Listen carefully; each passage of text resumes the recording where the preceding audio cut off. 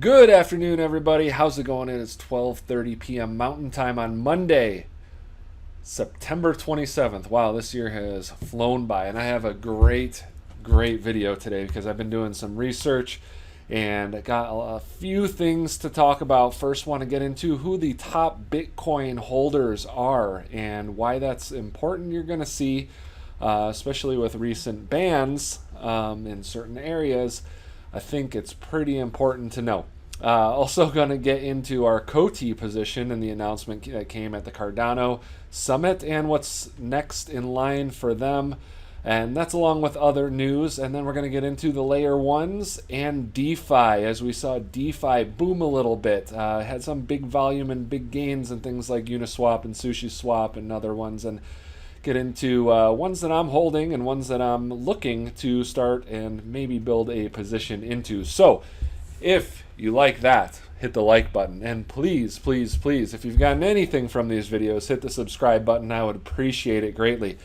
Also, remember that none of this is to be considered financial advice. Everything in this video is for information and educational purposes only. I am not a financial advisor. I'm just a trader, but I do have my opinions and I do wish to share those. So let's get into it. So let's hit this right off with who the largest Bitcoin holders are in the world. And Grayscale Bitcoin Trust is number one by a lot. First three or four, or the number 2 through 3 or 4 combined, they're bigger than. They are trading Bitcoin for a lot of people. So they need to own a lot of Bitcoin in order to do that. Next, number 2, this is the important one, is the Chinese government. I thought this really amusing to me, and I thought this really important to share because China just had this huge Bitcoin ban, right? They just, well, for like the 18th time in the last 10 years, but they're really cracking down on it. Exchanges like Huobi are letting people till the end of the year close their accounts, but the Chinese government holds the second most amount of Bitcoin in the world. I think that's kind of interesting considering they're just not letting anybody else buy it or sell it or use it. So what's the plan there? I mean, is that just a control thing? Do they want to be the only ones that can make money off of it? They're probably going to dump it at some point, also important to consider. But yeah, I thought that was really amusing. Number 6 is MicroStrategy, and then Celsius Network right behind them, and Tim Draper, who bought all his Bitcoin, like $19 million worth for $17 million as an auction, now worth $1.7 billion. Tesla, number 10, pretty interesting. So there's definitely plans for the future, I would say, for Tesla. Well, maybe that doesn't necessarily mean they have plans to start accepting it again. If and when it does become energy efficient, then yeah, I'm sure they will. But you know my thoughts about that and Ethereum. Anyways, moving on. How did China become the second largest? Whoops, that's the wrong article. How did China become the second largest holder of Bitcoin? It was from this Ponzi scheme. Back in 2020, the Chinese authorities seized a massive $4 billion in crypto from Plus Token scam. So that's how they got the majority of their Bitcoin. But I just still think it's funny that they hold it, and yet they ban it.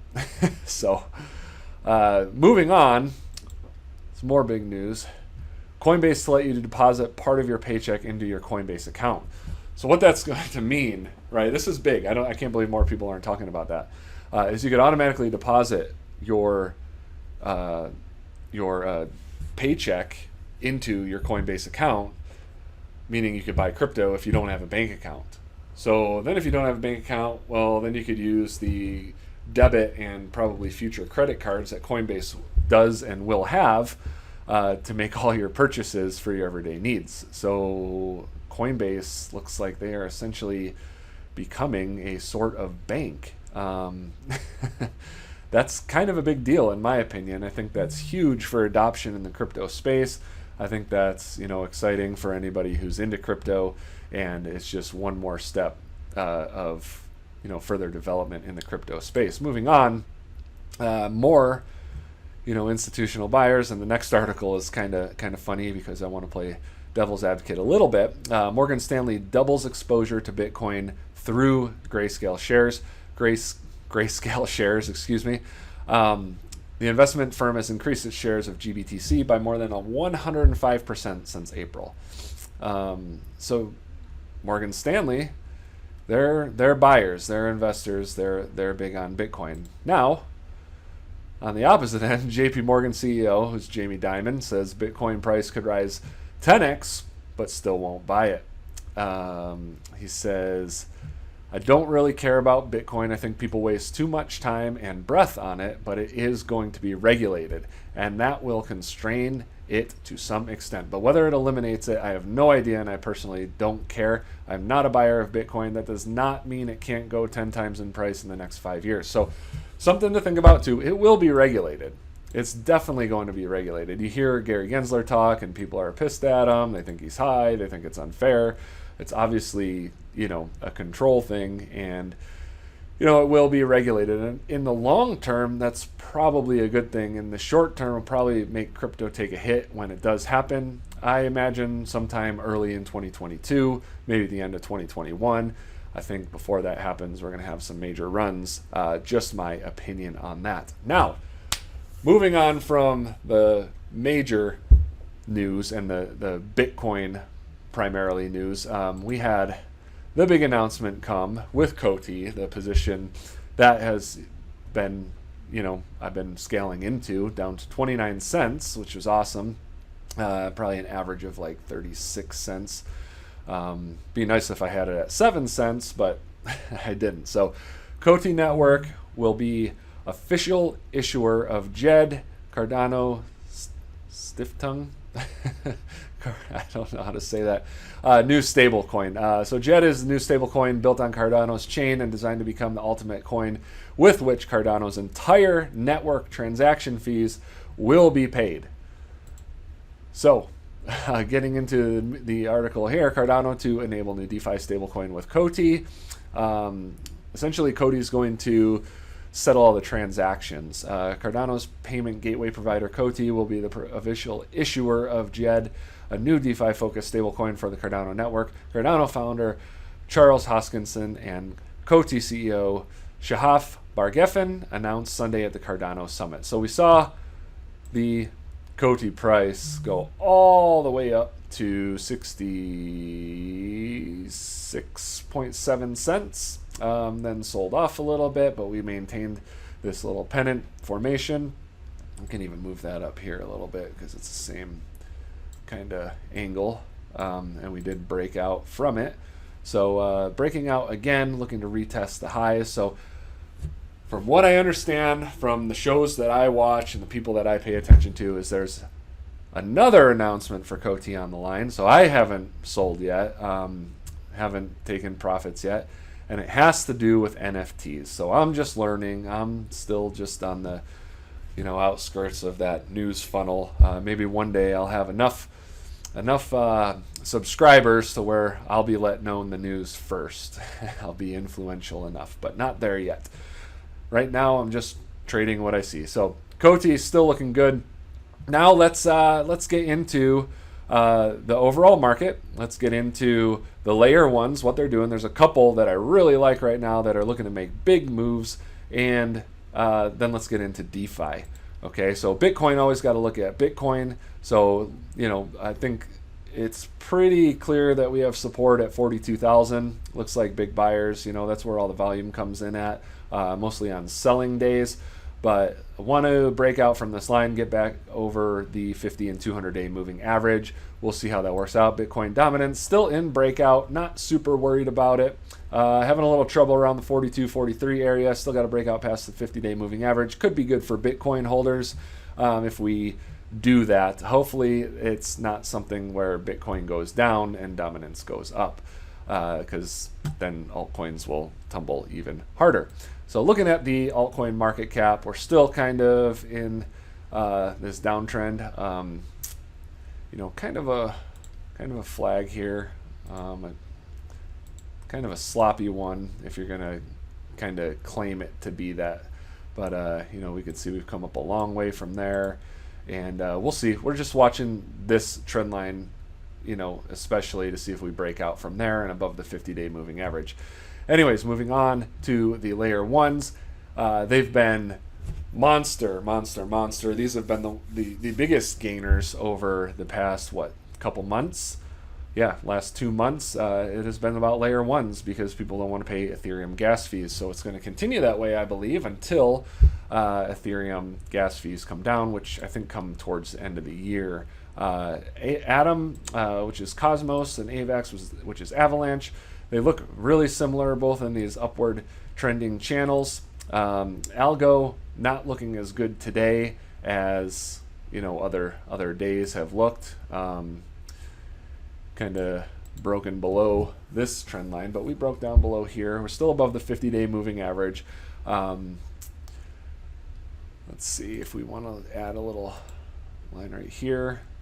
That's what we'll watch right there. Is we'll see how it responds from this little drop here. So pretty tight, tightening up quite a bit, getting bought up in the 150s. So we'll watch there. Obviously, Atom and AVAX trending a little stronger. Phantom, one to watch, had a threatened breakout and now is threatening to break out again. Broke out above it, but we'll watch for that full breakout. Really like Phantom. They have, it's either October or November. Yeah, Cardano's late November, Phantom's late October. There's like a Phantom summit, so there'll be some big announcements there. Some people who are really into Phantom, I know they believe that it's going to $10, and I'm a little skeptical of that. I do like Phantom though as a layer one. Definitely a big move from the 40s to $1.90. I don't think that it's done. So the major one, Solana, is breaking out. As you can see, there's clear breakout from here. So we're not starting to get volume yet. I think once we start to get volume, you'll see us retest these highs. I have no doubt in my mind. Well, obviously there has to be a little doubt, and you have to be okay with being wrong sometimes. I have very strong belief that just because of the amount of desirability to be on Solana, it's pretty much the most desirable layer one to be on right now, that it continues to grow and price goes up from here. So I'm still in a half position. I was in at 34, sold half my position at 125, sold another little bit at 185, and then bought that back in the 140s and 130s. So I do like Solana and Phantom are two of the stronger looking ones. Now to get into DeFi, yeah, just to remind you, this is breaking out. Phantom, we're watching the breakout, and then Algo, I'm not in it right now. There's a trend line to watch.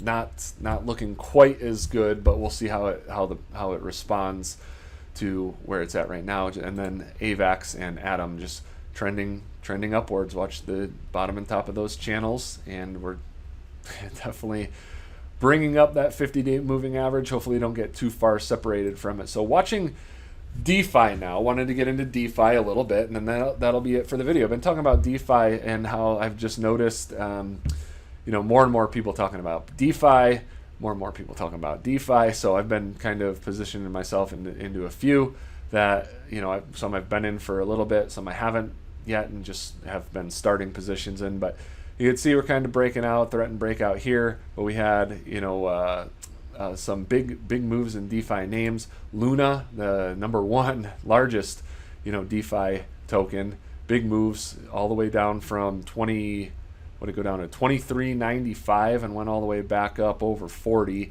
and now we're pushing to test 40 again.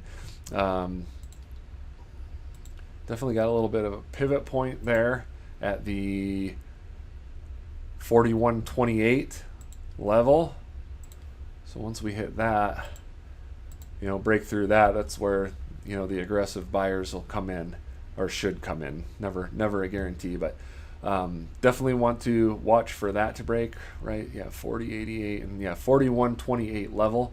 That's your pivot point. So Luna, big gain, 24 to 40. So almost doubled from the pullback. So amazing move. Sushi Swap, just show you, big volume day, big green candle. Uniswap, same thing, big volume day, big green candle. Got rejected by the 50-day moving average. Sushi Swap, same thing. Just shows you how much interest there is in the DeFi space right now. Couple that I do like. I don't hold any DYDX, but it definitely exploded from the 9th of September when it launched on Binance, and I can't necessarily suggest buying it here, as it went from $3 to $23. So I know a couple people that held it, so great for them. I'm thinking that they took a little bit of profit on the way up at like 16 or so or whatnot, but definitely a big move out of DYDX, DeFi token. Another one that I'm looking into is Step. You can see that we're breaking out. We definitely want to watch right here too. So a little bit of room to move up before we, show some clear breakout levels. But you could see, we've tapped this trend line multiple times. 1, 2, 3, and then we failed to break out here. 4, 5, pushed it there, and then we finally. So it's a good trend line to go by, especially since this is just one wick here that failed to break above this level. So Step looking really good. That's on the Solana ecosystem. DYDX already talked about, and one that I've been talking about too for a while is YFDI. Been pretty low in price. It's only about a $4 million market cap, I believe. I feel like there was a pump group that I noticed on Twitter. There were a few names pumping this up on this day. So, they're selling off, and then the people that chased are kind of giving up hope. And, but we're above the 50-day moving average, and they do have a new Launchpad project finally coming up. I don't know when, but they did announce it on their Telegram. So that's good to hear, since there hasn't been one in probably like 5 months. So that's good. They're still active. So this is a very low market cap, even though it's $856. Very low market cap. So these are one of those ones that I just buy and hold, and I stake it for 72%. So that limits some of my risk. So yeah, I'm looking into DeFi. Still looking to do more research into DeFi names that maybe I haven't heard about, as I'm looking all the time. But as for now, that is it for today. So kind of, like I said, some surprising information. I didn't know Chinese government was the second largest holder of Bitcoin, and here they are banning it. So they're either, looking to be the ones that make money off of it and not let their population that they control make money off of it. They'll probably do a lot of selling at some point in the future, whether it be 3 months from now or whether it be 30 years from now. So that's something to watch out for. And then, looking into the news of the adoption from institutions, you had, who was it? Morgan Stanley buying, JP Morgan not buying. And then our Coty position is looking really good. Been building that up, and looking to remain strong with layer ones, and looking to take off in DeFi. So DeFi is another one to look into, is Matic. I think Matic had a rough go of things after, Mark Cuban had a blog post on them, and, they took off from here. And I don't know why it's doing that, but let's get it better. There we go. Took off from that, 50-day moving average, and, and then they had that Iron Titan scandal with the bank run, where everybody just sold, and it just collapsed. So looks like it's holding the 200-day moving average from now. Matic is one that I like fundamentally, but chart-wise have not liked. So we'll see if we can get some volume going in Matic and see how that turns out over the next coming weeks, if and when DeFi does continue to boom. So there are other names that I'm looking into. As I find out more that looks good, I'll share those as well. Other than that, until next time, see you later.